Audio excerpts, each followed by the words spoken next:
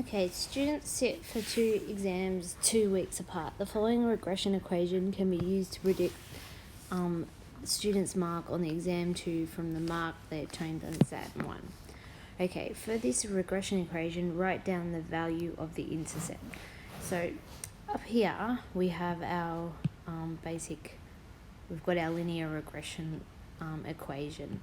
So from all that we know that we've learnt so far, this is our response variable, this is our explanatory variable, this is our A value, and this is our B value.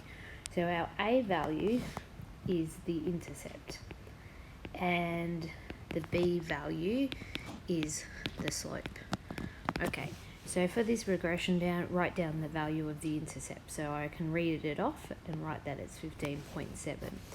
So when it says interpret the intercept, whenever you have an interpret question, you're going to be, I would have given you a fill in the blanks statement that you need to write.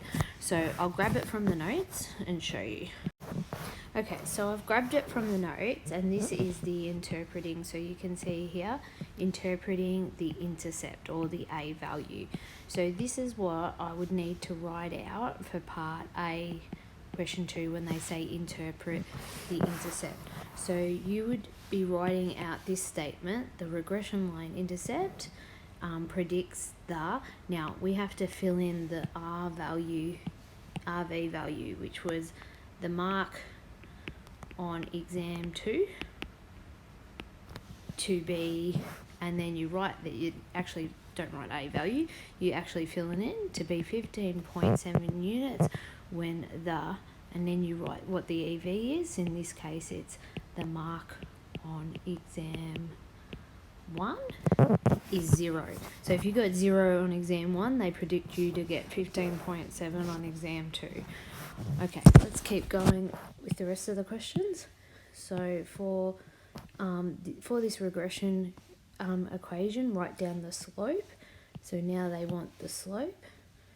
So I can read off, remember that was the B value up here, so I can write is 0.650. And now they've asked me to interpret the slope. So once again, if they say interpret, I would have given you a fill in the blanks. Okay, so let's go find that statement, which is very in the same spot where this one was, but we'll go get it. Okay, so this is going to answer part B, II.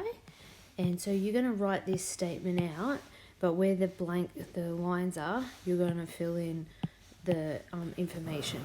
So it says, so you'll be writing this bit out. So the RV, so we have to write what the RV, which in this case was the mark on exam 2, increases by, now because it is increases by because it's a positive gradient, so increases by 0.650. So you write the B value when the, and we have to fill in what the explanatory value was, name was, so that's mark on exam 1 increases by 1 unit. So what we're looking here when they say units, like, because we're talking about marks, it could be percentage, it could be just marks, so we're just going to say by 1 mark because they haven't really said what it was. Say we were talking about something else like weight, or your weight increases, we'd write kilograms, but we're just going to write mark for this one. Okay, I'm just going to do part C on the next page. So in part C it says use the equation to predict the mark of the exam 2 for a student who obtains a mark of 20 on the exam 1. Give the answer. Sorry, I've cut that off, so I can't remember what it said. Say 2 decimal places. I don't know, whatever it says, you do. Okay, so when you're using when you have to predict, you've got to use this equation. So you can see we want to predict this mark on exam 2, so we'll use that formula. And what we'll do 15.7 plus 0.65 times the mark on exam 1, which they gave me was 20. So you pop that in the calculator and you work out and you get a number. Make sure you do it to whatever decimal places it is, and that's what it is. If we then later on they might ask you if that's an interpolation or extrapolation, and you'll look into that when you've got all the data, but we don't have the data here, so they can't ask that.